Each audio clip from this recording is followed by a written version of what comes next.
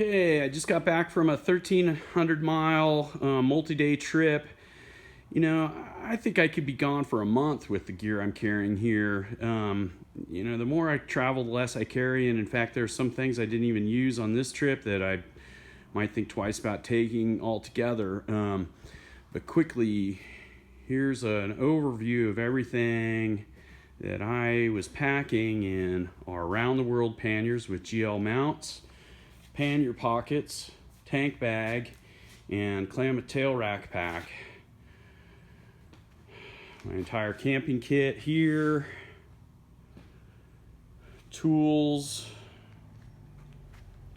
electronics, clothing. That's it. Go light, go fast, go far. Less is more.